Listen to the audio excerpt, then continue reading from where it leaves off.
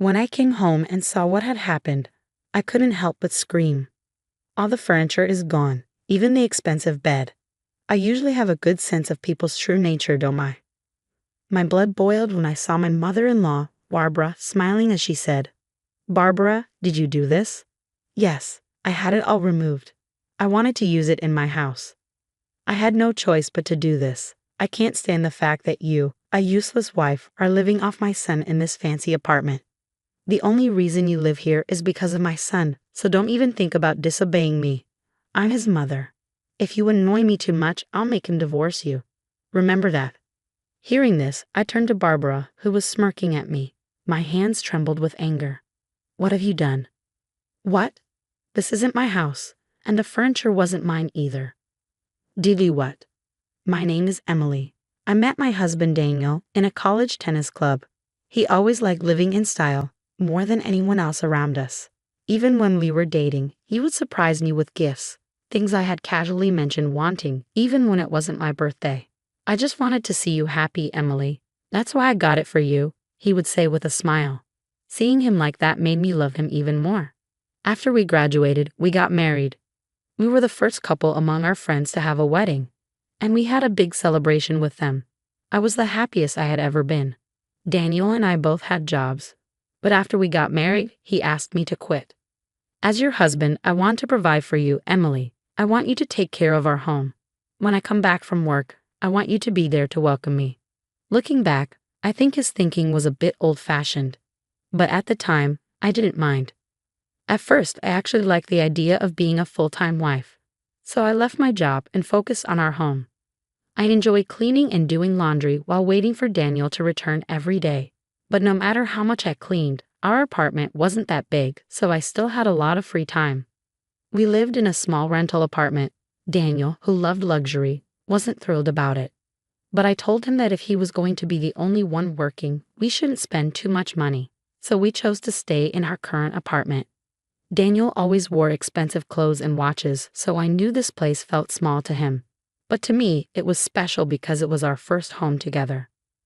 One evening, Daniel came home as usual, and we were having dinner when he suddenly showed me an ad for an apartment. It was a luxurious place in a fancy neighborhood. The rent was nearly 10 times what we were paying now. I had to admit, the pictures looked amazing. But if we moved there, we wouldn't have enough money left for simple things, like this dinner we were eating. "This place is perfect. Isn't our apartment too small? Let's move," Daniel said. "I understand, but the rent is way too high. I actually like our apartment," I replied. "This place might be fine for storage, but it's not good enough for living," he insisted. "Don't worry about money. Just leave that to me."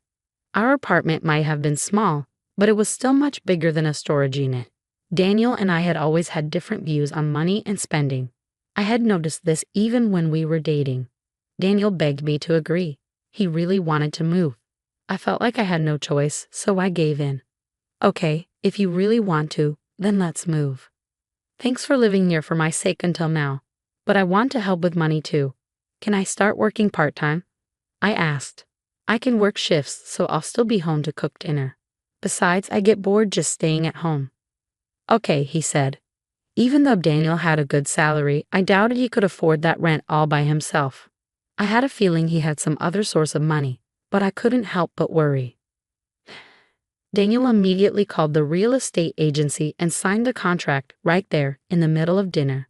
We ended the lease on our old apartment and moved into the new one at the end of the month. We brought everything from our previous place, yet there were still empty rooms. At first, I was nervous about the high rent, but I couldn't deny how spacious and comfortable the new apartment was. I felt excited about our future. A little later, my mother-in-law, Barbara, who lived far away, came to visit. I didn't like Barbara very much. Ever since our engagement, she had been cold toward me. Maybe she felt like I was taking her only son away from her. The day she visited, Barbara, who always nitpicked over small things, looked at me like I was her enemy. "You just moved into this fancy apartment, but your cleaning is awful. It's a mess. I know you've only lived in small places before, but I feel sorry for my son having to live like this," she said. "You're his wife, but you can't even keep a tidy home." Like a mother-in-law from a TV drama, she ran her fingers over the window frames, checking for dust, and peeked into the kitchen as if she owned the place. "Oh, by the way, I heard you started working part-time." Daniel must have told her. "I heard you're working long hours for just a few $100s. What's the point? It's a waste of time. I don't understand you at all. Why don't you go to a beauty salon and take care of yourself for your husband? You're so strange." Oh, so this was where Daniel got his spending habits, his parents. Of course, if I had extra money, I wouldn't mind going to a beauty salon or buying new clothes. But I didn't want to rely on Daniel's salary forever. I wanted to spend my own money on my own wants. I just smiled at Barbara's words since we clearly didn't see things the same way. When I told Daniel about it, he just laughed and brushed it off. He didn't take my side. Little by little, my frustration grew. Barbara started visiting all the time, constantly bragging about how much wealthier she was than us. At first, I found it amusing, especially since she never visited when we lived in our old apartment. But now that we had moved somewhere nicer, she suddenly came over all the time. When I told Barbara she had been visiting too often, her face turned red, and she snapped, "I'm Daniel's mother, and this is Daniel's apartment. There's nothing wrong with me being here. What's strange is that a poor girl like you is living here. I saw your neighbor earlier, and she was such a classy, elegant woman. Unlike you, of course. It was embarrassing. I felt so ashamed that someone like you was my son's wife. I wish he had married someone like her instead." Barbara kept lecturing me all evening. She only stopped when Daniel came home. "I'm sorry, Daniel. I didn't have time to make dinner. Can you order something? I need to step outside for a bit." "What? No dinner? What have you been doing all day?" Daniel asked, frowning. "Mom came over because she was worried about you, Emily. You should be taking care of her. I'm staying out tonight." There was a cheap hotel nearby, and I considered staying there. Daniel saw how exhausted I looked, but he didn't care. Barbara had spent the entire day taking out her frustration on me, and I had nowhere to escape. Daniel didn't even acknowledge me. He just started chatting with Barbara about what food to order.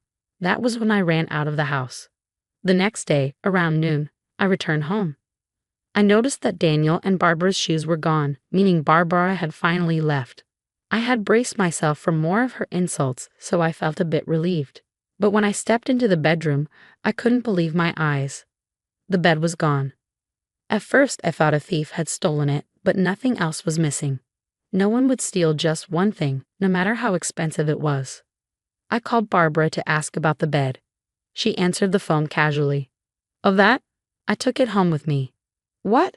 That bed wasn't yours to take." "Relax. That bed was way too fancy for someone like you. I did you a favor by taking it. It was still in great condition, too. Anyway, I'll give you an old mattress I have. It's a little torn, but it suits you better." I could hear the smugness in her voice, and that was the last straw. I took a deep breath, forced a smile, and replied, "Oh, I don't need it. You can throw that trash away yourself. And by the way, you took something that wasn't yours without permission. You didn't even bother to apologize." Barbara gasped. "Excuse me? How dare you talk to me like that? You've always been so arrogant. No wonder people don't like you." "Say whatever you want," I said calmly, "but I'll be getting my bed back soon. As I've told you before, everything in that apartment belongs to Daniel. As long as he doesn't say no, I can do whatever I want with it." "That bed isn't ours, Barbara." For the first time, she went quiet. "What do you mean?" she asked suspiciously. I decided to tell her everything since she clearly had no idea. "I'm divorcing Daniel." Barbara laughed. "Oh, so you finally realized your place. Actually, all of my furniture has already been moved to my new place. The bed you took doesn't belong to us. It was rented from a furniture company." "Rented? You mean that luxurious bed wasn't even yours? You're unbelievable. You squeezed every last penny from Daniel, didn't you?" "No, Barbara. That was Daniel's idea. He loves impressing people. He picked that bed himself." I decided to tell her the truth about Daniel, things she had no clue about. Daniel always seemed wealthy in college, but his money came from borrowing from classmates and friends. He wasn't rich, he just spent money like he was. His parents had money, but once he graduated, he had to support himself. Right now, his salary is less than half of what he pays in rent. He still borrows money, and he secretly goes to casinos to gamble. Even so, he keeps spending, trying to look successful.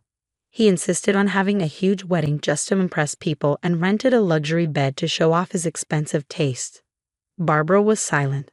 For the first time, she had nothing to say.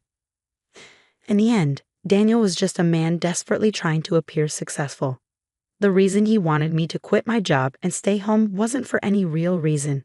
It was just to keep up appearances. Yesterday, you mentioned how wonderful our neighbor's wife was, Barbara. Well, that's exactly what Daniel said to me last month. He told me, you should be more like her. If you're not, it will make me look bad. He said it with that smile, just like when he used to give me gifts. It was all about looking good to others. That's when I showed Daniel the divorce papers. I've finally reached my breaking point. You've done a lot for me, Barbara. Just be prepared for the cost of that bed. I'll contact the rental company, and I'll be reaching out to you soon. What? You're blaming me now? Come get it from my place right away. You owe me that much, after all. I'm divorcing Daniel, so you're no longer his mother, Barbara. You're just a stranger to me now. I made it clear to her and let out a sigh of relief. Also, if you want to visit this apartment again, you'd better hurry. I've reported Daniel's debts to the real estate company and he might get evicted soon. If he does, I hope he can at least find a room with a bathroom. Barbara dropped the phone, speechless. Without waiting for a response, I hung up and blocked her number. Good, that was the last of the cleanup before the divorce. I left Daniel's apartment that day, and later I heard that he had been kicked out. He kept pretending everything was fine and insisting he'd soon pay off his debts, but he was evicted almost immediately. The company found him another apartment at a much lower price, but it was half the size of our first place. His friends had cut ties with him, and his debt was all he had left. As for the bed, when Barbara took it without permission, it got damaged. In the end, they had to buy it, but it cost less than $10,000, a sum they couldn't afford. Even Barbara, who had always favored her son, had grown distant from him since then. Now I could have a friendly chat with Barbara if I wanted to, but I never wanted to hear her voice again. Daniel would likely spend the rest of his life alone in a tiny apartment, abandoned by everyone. As for me, I was alone in a small apartment I had moved into, gently stroking the little cactus by the window. I didn't have much money since I only worked part-time, but I was planning to work more and save up. I didn't have to impress anyone anymore, and that was freeing. It didn't matter that my new place was small and simple. It was mine, and I could finally live for myself. I was glad I took the steps I did, despite all that happened. I decided to order some delivery for myself, a small luxury, but it felt like the kind of thing that brought real happiness. With a smile, I began browsing the menu, excited to treat myself.